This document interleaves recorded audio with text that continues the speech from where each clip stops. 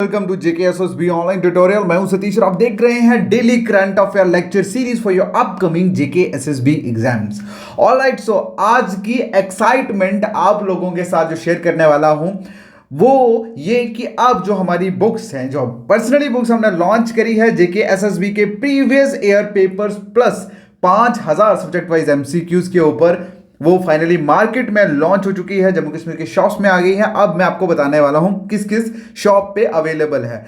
अब आप simply science college के सामने जाके चरणदास शॉप जो है वहां से आप बाय कर सकते हैं, साइंस कॉलेज के सामने से, ठीक है। उसके बाद वी कुमार, ये पकाडंगा में शॉप है इनकी, आप पकाडंगा पुरानी मंडी वाले यहां से बाय कर सकते हैं। जिग्मा बुक स्टोर, ये संत मार्केट जिवल चौक में है। उसके बाद कश्मीर की बात करें तो जेलम बुक स्टॉल, ये अनंतनाग में है।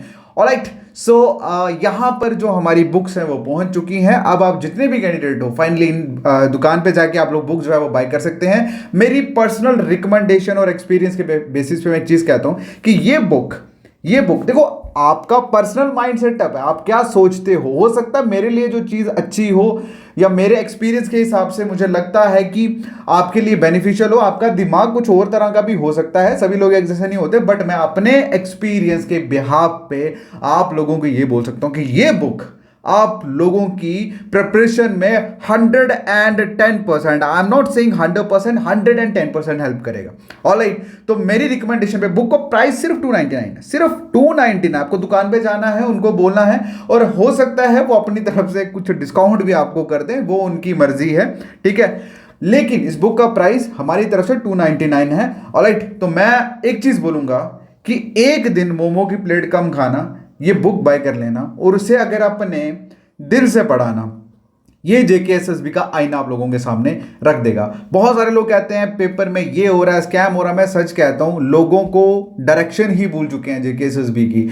ये देखो, बाहर क्या होगा दैट इज समथिंग एल्स, लेकिन आपकी प्रिपरेशन इतनी ज्यादा स्टिक और एग्जाम ओरिएंटेड होनी चाहिए कि आपको कोई डर ही ना रहे, ठीक है। और ये बुक मैं दावे के साथ कहता हूं, ये बुक पढ़ने के बाद आप लोगों को एग्जैक्ट जो डायरेक्शन है वो मिल जाएगी। इसके बहुत अच्छे फीडबैक है, मैं फीडबैक की वीडियो आप लोगों के सामने लेके आऊंगा। ऑलराइट, तो चलिए इन शॉप्स पे जाओ, आप बाय करो। बाकी एक चीज आपको बता दूं कि अगर आप लोग डायरेक्टली हमसे बाय करना चाहते हैं या ऑफिस आके लेना चाहते हैं या मुझसे मिलना चाहते हैं तो आप मुझे मैसेज कर सकते हैं 7006332724 पे। ये मेरा व्हाट्सअप नंबर है, इस पे मैसेज करिए।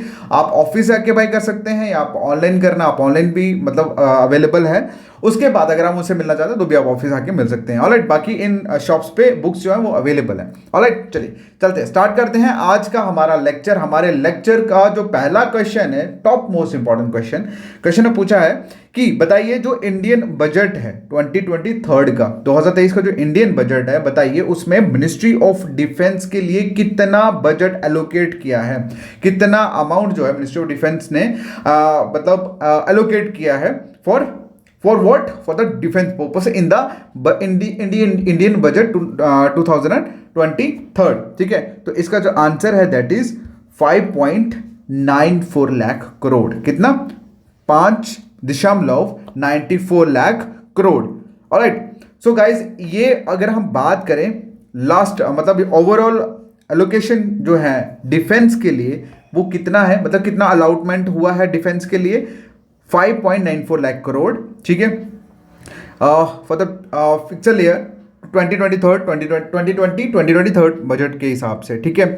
और जिसमें हाइक हुआ है लास्ट टाइम के अकॉर्डिंगली 13% का। लेकिन कभी भी एग्जाम में इतना डीप आएगा ही नहीं, सिंपल सीधा क्वेश्चन पूछेगा कितना अमाउंट एलोकेट हुआ है डिफेंस को, या डिफेंस मिनिस्ट्री द्वारा कितना एलोकेट किया गया है डिफेंस को, तो कितना आंसर आएगा? 5.94 लाख करोड़। ऑलराइट, चलिए नेक्स्ट जो क्वेश्चन है, क्वेश्चन में पूछा है कि जो अडानी ग्रुप ने अभी एक्वायर्ड करा है क्या, स्ट्रेटेजिक हाइफो पोर्ट, कितने की?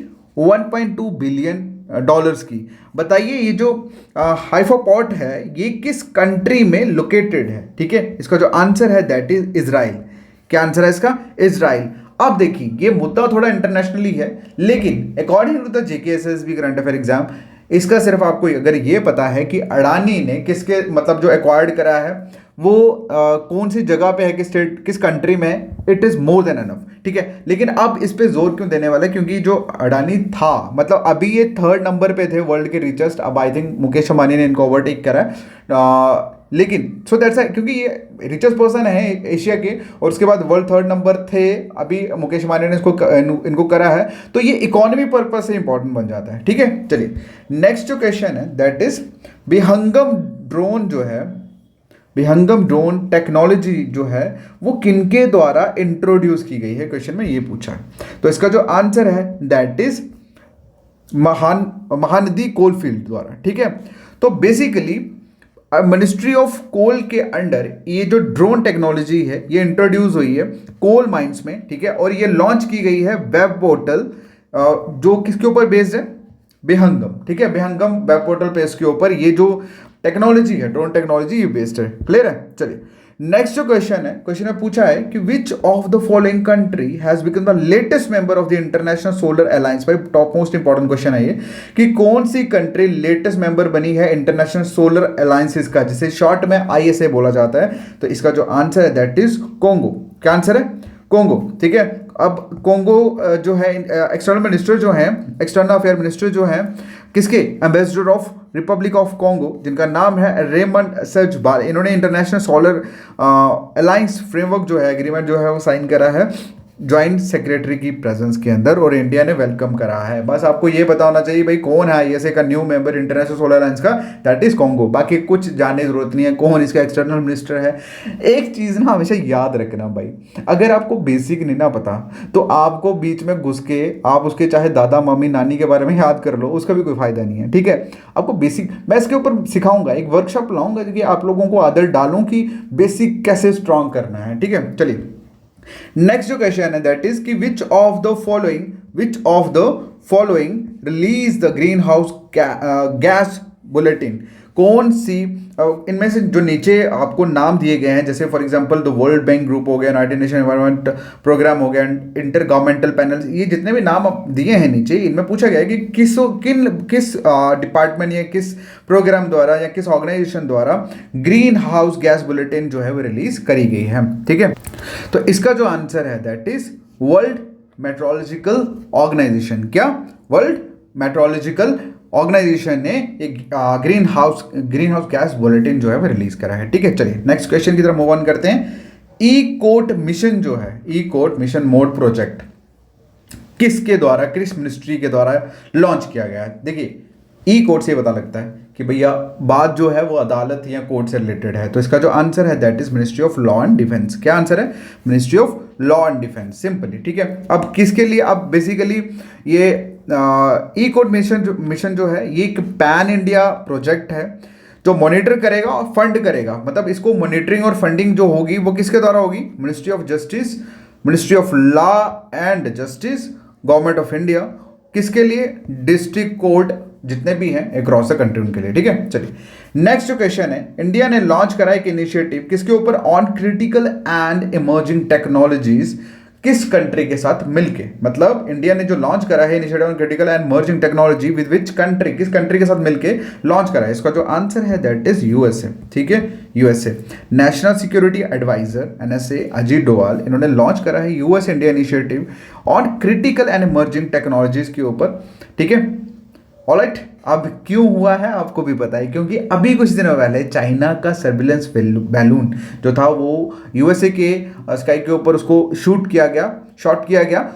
अब समझ गया ना आप, खैर वो मैं तो अकॉर्डिंग टू द सोर्सेज आपको बोल रहा हूँ, लेकिन चाइना ने उस चीज़ को मानने के लिए इनकार किया है। खैर इतना बीच में मुद्दे की बढ़ने की जरूरत नहीं है, we are not talking about the international affair, okay. But इतना याद रखना कि इंडिया ने यूएस के साथ मिलकर इनिशिएटिव लिया है क्रिटिकल इमर्जिंग टेक्नोलॉजीज के ऊपर, ठीक है। चलिए नेक्स्ट क्वेश्चन है कि कौन सी स्टेट या यूटी ने लॉन्च करा है क्या, रियल टाइम सोर्स अपोर्शनमेंट, ठीक है, सुपरसाइट टू टैकल पोल्यूशन, ठीक है, पोल्यूशन से बचने के लिए। आप देखो जब भी कभी स्टेट यूटी की बात आएगी और बात पोल्यूशन की आएगी ना, तो डायरेक्टली या इनडायरेक्टली आपको पता लग जाएगा बात हो रही है दिल्ली की ठीक है, बात हो रही है दिल्ली की। ठीक है, बस इतना याद रखना। जब भी अभी पोल्यूशन से लड़ने की टैकल की बात आए या कोई ऐसी चीज़ नहीं स्टार्ट हो रही है जिसमें पोल्यूशन के बारे में हो, यहाँ स्टेट यूटी लिखा होगा ना, आगे बंद करके दिल्ली टिक कर लेना, ठीक है।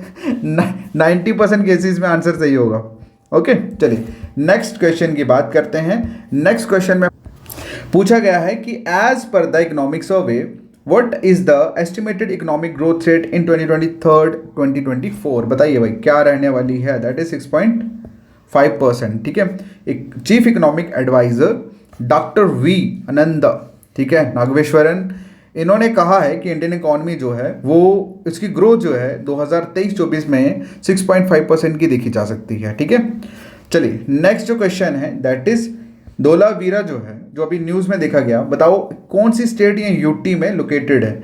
भैया इसका आंसर जो है वो आप लोग कमेंट बॉक्स में करोगे, बिकॉज आई नो 90% स्टूडेंट्स जो हैं वो इसका आंसर जानते हैं, लेकिन अगर नहीं पता चला, गलत हुआ, तो मैं खुद वहां पे पिन कर दूंगा। ऑलराइट, सो मैं इन शॉर्ट सिर्फ ये कहना चाहता हूं कि आप लोगों को देखो, इसका कमेंट करने के बाद आपको ये भी कमेंट करना है कि जो सीरीज मैंने लॉन्च करी है, how much it is beneficial for you, how much it is beneficial for you. Okay, because I need your feedback, I need your feedback. Alright, बाकी आपको कोई भी अगर मुझसे बात करनी है, कोई भी मतलब कुछ भी किसी भी चीज़ के अकॉर्डिंगली अगर आपको बात करनी है, आप इस नंबर पे मैसेज करिए 7006332724 पे। और हाँ, हमारा व्हाट्सएप ग्रुप भी इस पे चल रहा है, आप लोग ज्वाइन भी कर सकते हैं वहाँ पे, कोई दिक्कत नहीं। Alright, thank you so much, ठीक है, बाय।